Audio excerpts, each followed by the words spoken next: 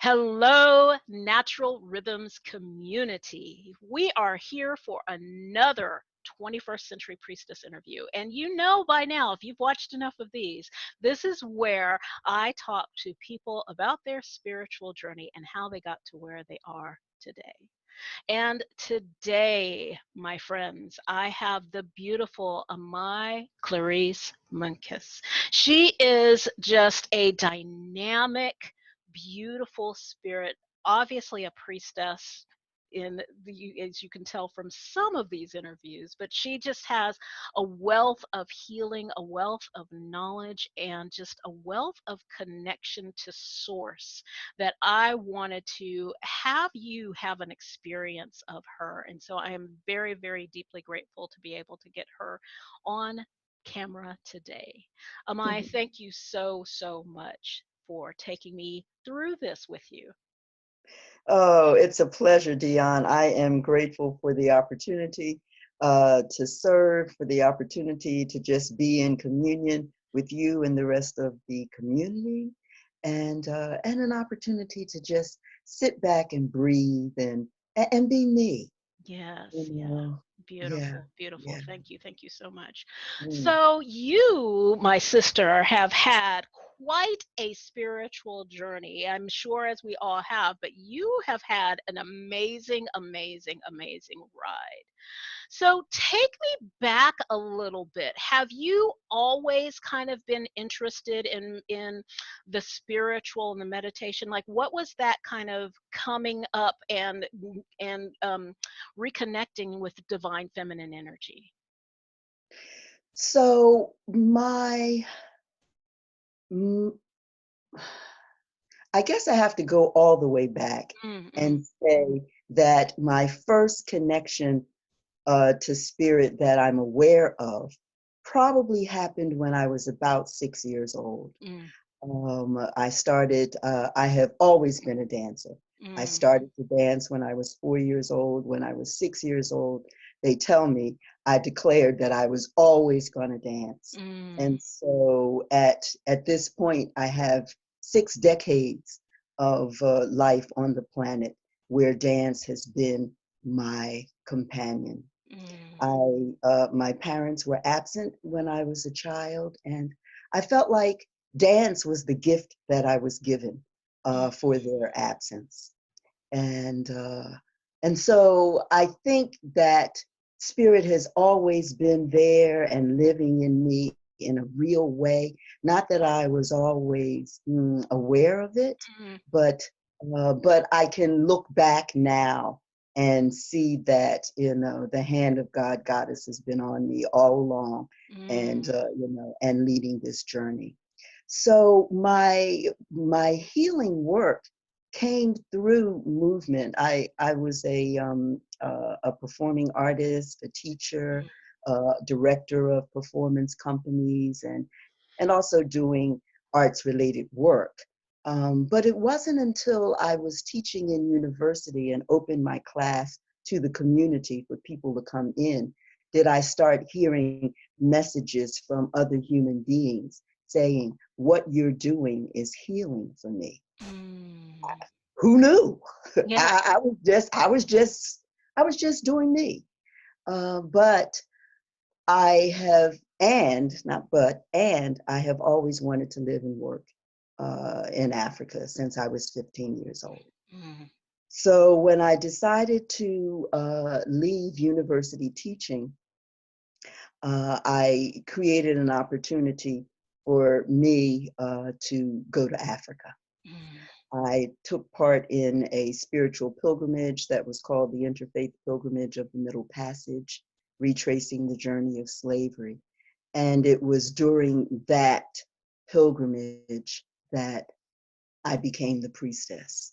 That mm, mm, we were retracing the root and the history, I like to say her story, mm. of the Atlantic slave trade in reverse from the United States through the Caribbean to South America and then back to West Africa.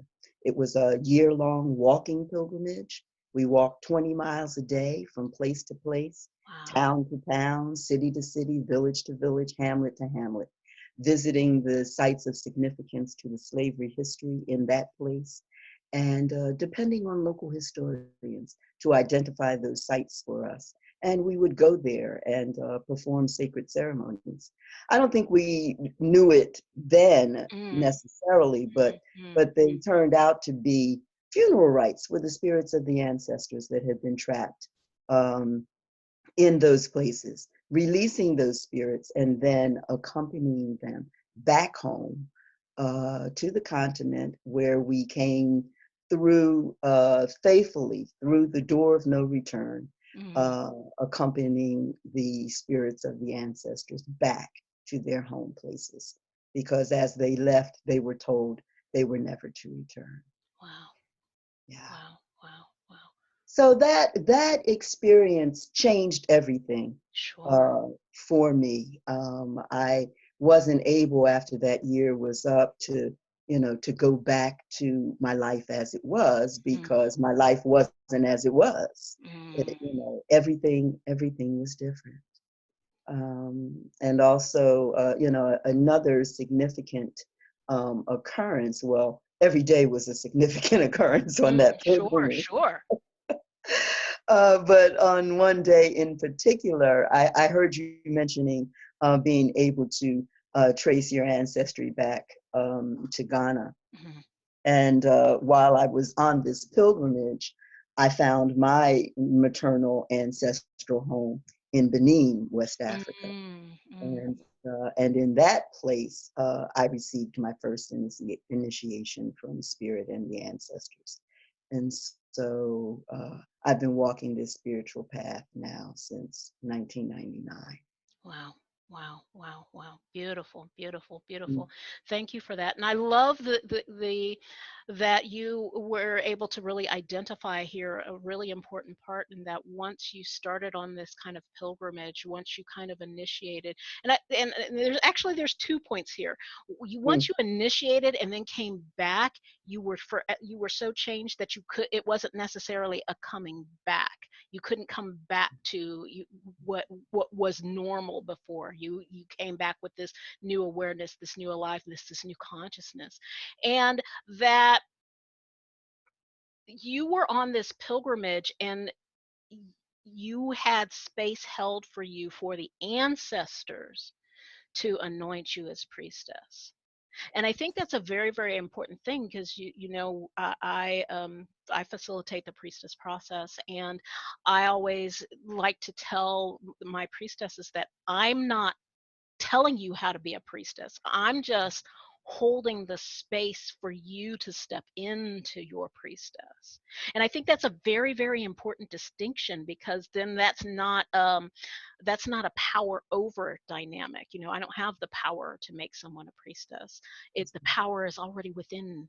I'm just here to remind you, to shine a light on those corners within you that maybe you hadn't seen. And do you feel like that trip was definitely something that really enlightened those corners within yourself, all those nooks and crannies that you hadn't really investigated because of, upbringing, because of living in the United States, and just all of the things that we're taught?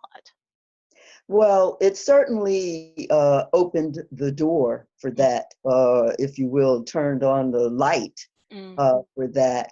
I have to say, I'm still working through all those things because it was very, very long.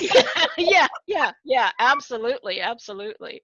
But it certainly did begin to work almost immediately. Mm, It was the kind of intensive thing that there were as many interfaith pilgrimages of the Middle Passage occurring simultaneously as there were people walking on any given day. mm, mm, And there were varying numbers of people participating in numerous ways. Some of the people on the pilgrimage never took a step, but their contribution was invaluable mm. in most cases.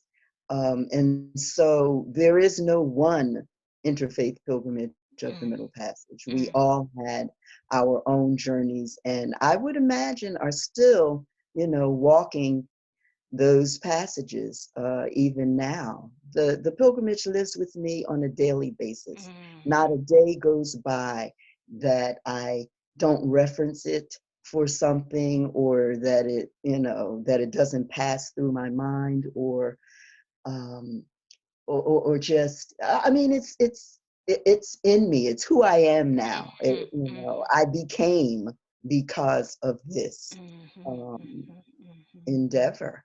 Yeah. Uh, and so certainly the way was open for me to do deeper inner work. And yes, that work is still going on.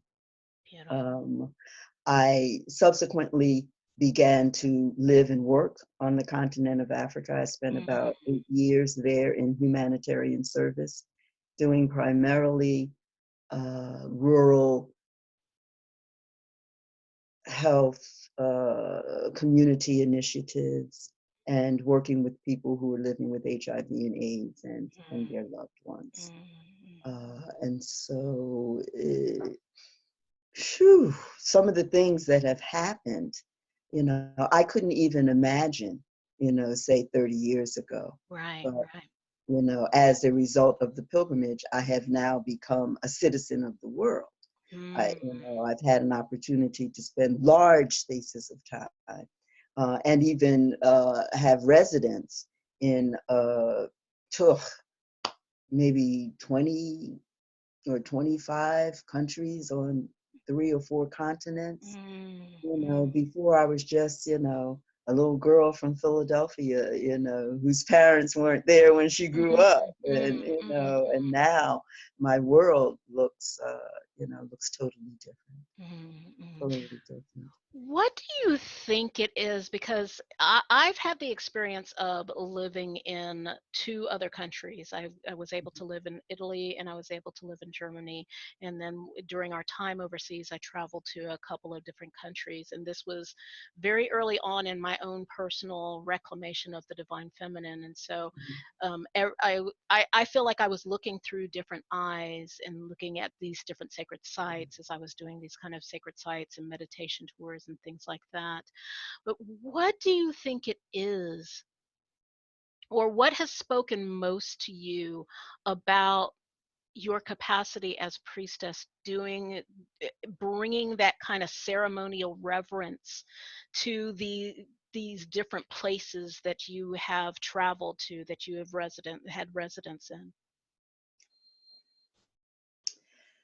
For me, it's that piece about growing into our souls. Mm, Yeah, yeah. That uh, seems to be my own personal mission.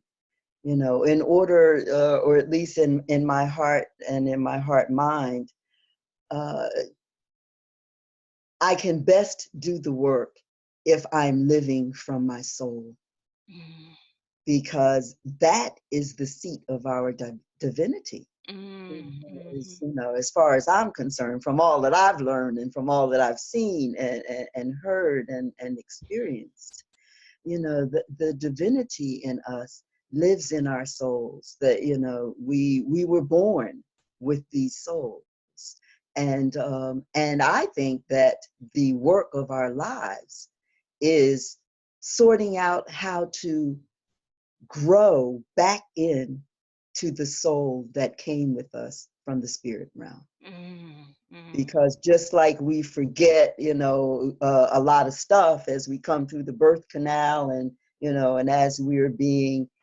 socialized and culturized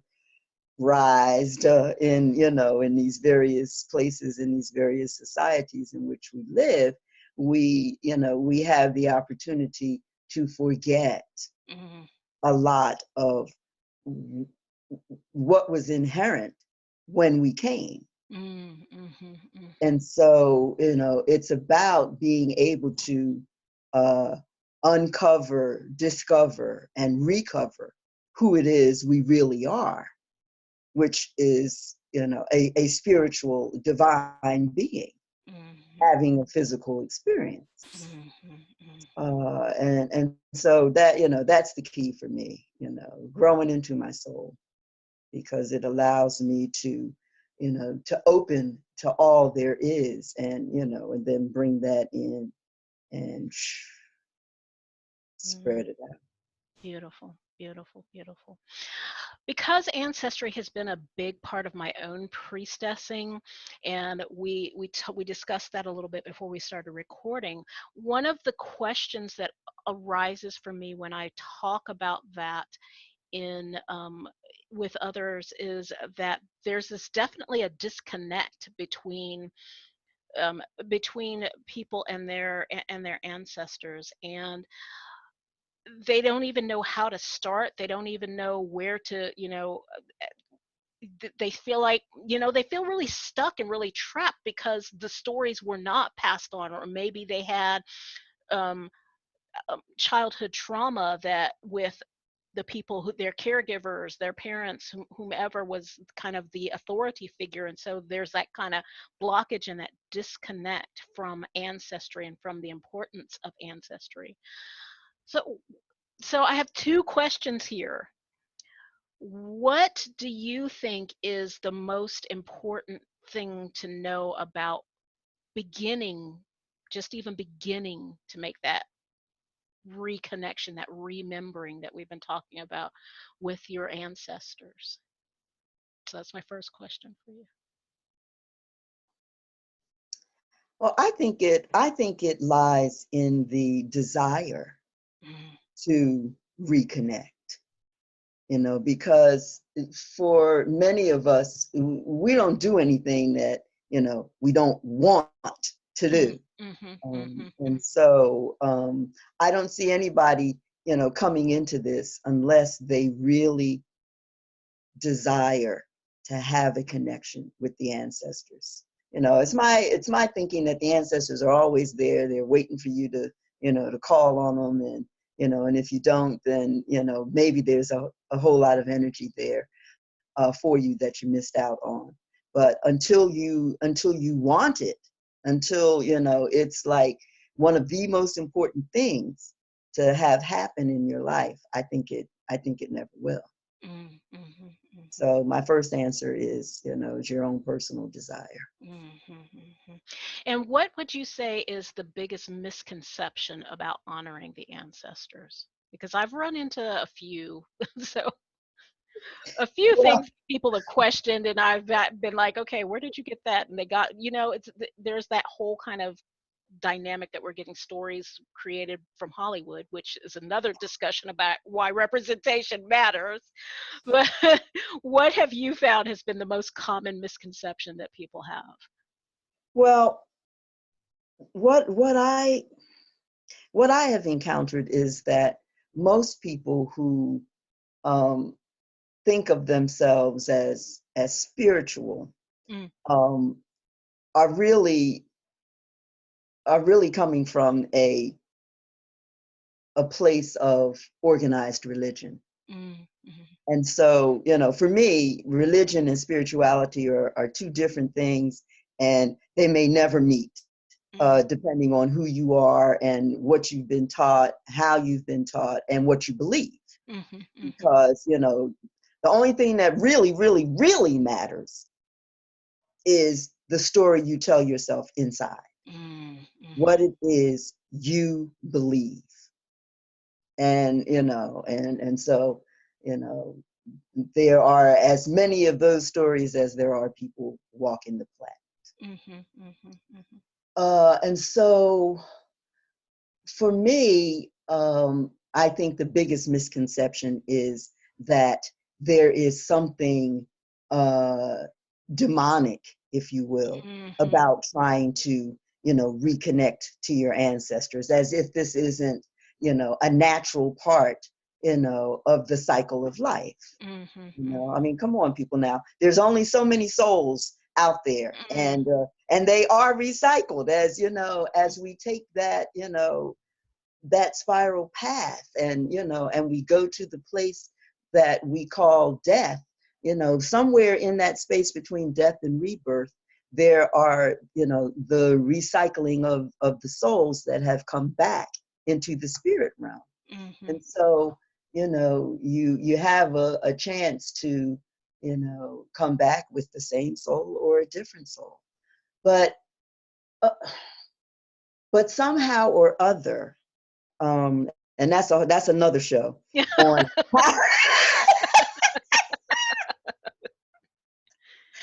how we came to these misconceptions, how how spirit, in the universal sense, is somehow not a part of religion. Well, it was intentional, but it's a big stumbling block. It is the barrier, I think, to many people being able to fulfill what is my mission around growing into our souls. Because many of us have been taught that, we can't do this work ourselves. We have to have an intermediary who is a minister. And, and in some, in some circles, it needs to be a male person. Right. And so so it's that vicious circle where, where we're operating on information that is not the big T truth. So see, there's truth, and there's my truth and your truth and her truth and his truth, but then there's the big T truth. And that, that's the overarching thing. And some of us are fortunate enough to be able to, land some kind of how, underneath the umbrella of the big T truth. Of course, it challenges everything that you ever heard, ever learned, ever believed, ever thought, ever felt. It turns everything around, because it becomes that place where you are living in unity with all there is, as opposed to in separation. Yeah. So for me, it's that separation from spirit that, that creates the misconceptions for people about what it is to reconnect with their ancestors, and the power that that can bring them. Because as we go deeper and deeper and deeper into our ancestral stories, we are bringing forth the energy of those who lived in harmony with nature, which is how it was designed to be. Until all these, power mongers came in and decided that, that they would divert the thing so that, people could be controlled. People could be afraid. People could be stuck. People could not become who it is they were born to be. So it's all, it's all wrapped up in there, together. I felt myself a few minutes ago sitting in the seat in the classroom in the undergrad, because I was a double major in dance and religion. And so, a lot of what I know about religion comes from some of those early comes from my childhood, growing up in the AME church and visiting other churches. Some of it comes from the teachings that I got when I was in undergraduate school, taught by two ordained ministers, mind you, but they were the first people who ever gave me permission to be a critical thinker about religion. I already knew, like when I was 8 years old, something I heard from the pulpit, and I was like, that's not right.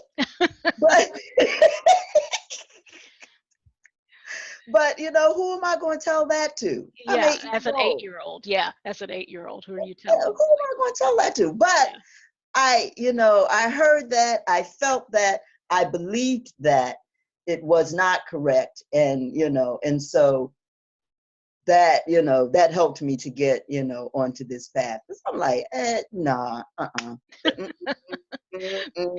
mm. And I think that's an important component too, that critical, nothing that you're doing should lead you to check your critical thinking at the door. Yeah. You know, I mean, the critical thinking, it always needs to be a part of any of the practices that you're exposed to, any of the things, does that ring true, or is that ringing a fear? Is somebody trying to control my fear? Who is trying to control me through fear? Okay, if they're trying to control me through fear, how can I activate love? Because that's really the essence, is right? Do you feel like love is the essence? It's one Well, it is. of those capital T truths. It And absolutely is. It's the number one. yeah, It's the number one, like universal law or something. You know, eh, I mean, it's way up there near the top. yeah, has to be, It's for me, it's number one.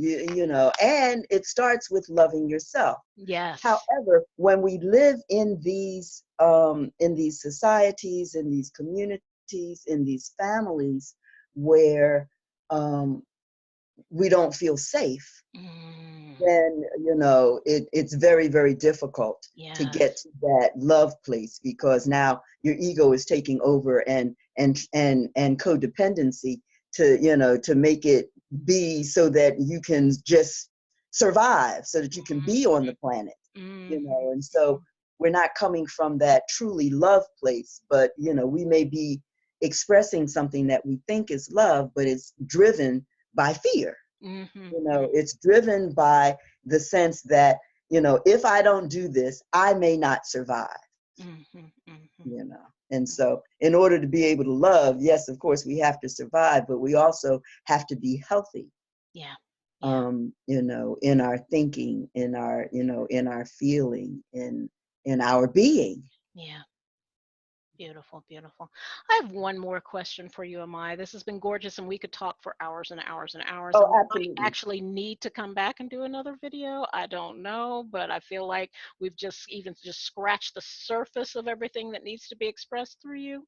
But my Thank you. final question for today is, what does it mean to you to be a priestess in the 21st century? Well, that's a big one. Mm-hmm. And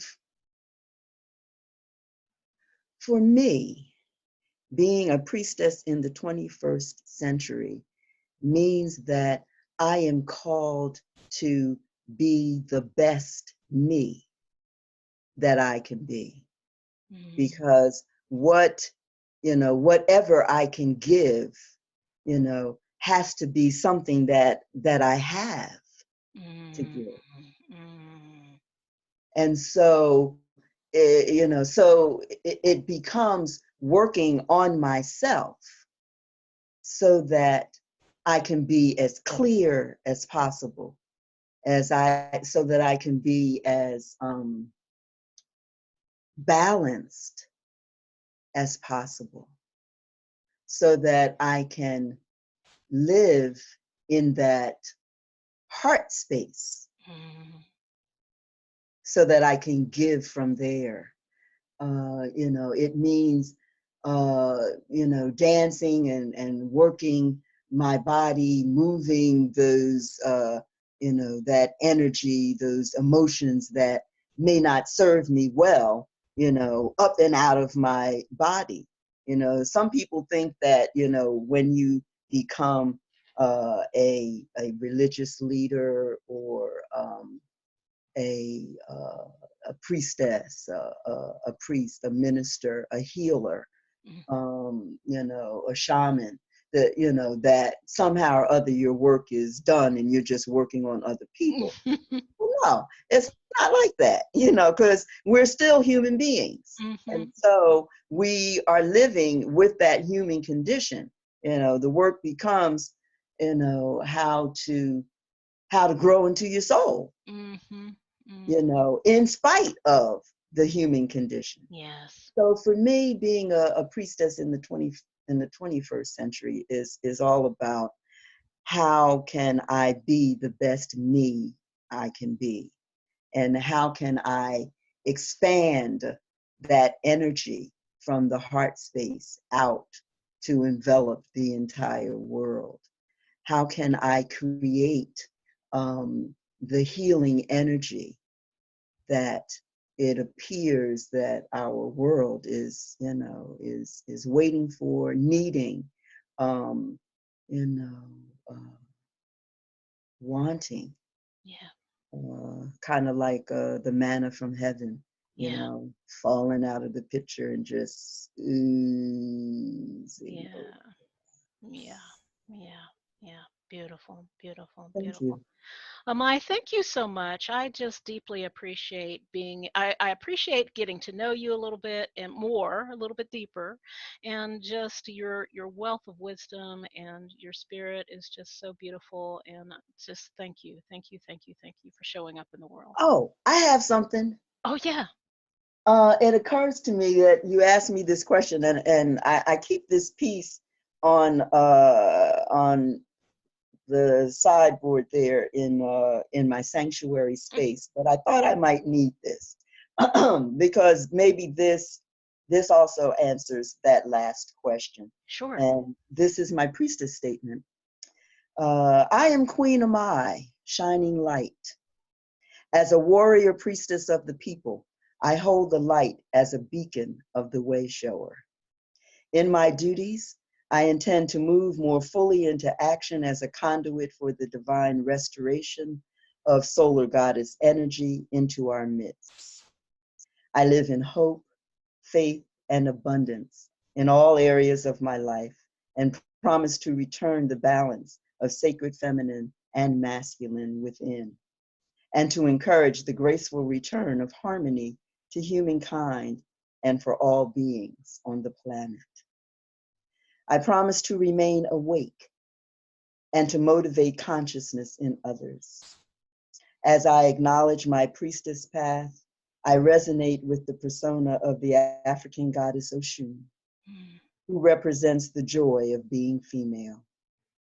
I reclaim my feminine power through the great goddess, being reminded to enjoy my sensuality, to delight in my body, and to remain a strong, loving, sexual, nurturing, and independent woman.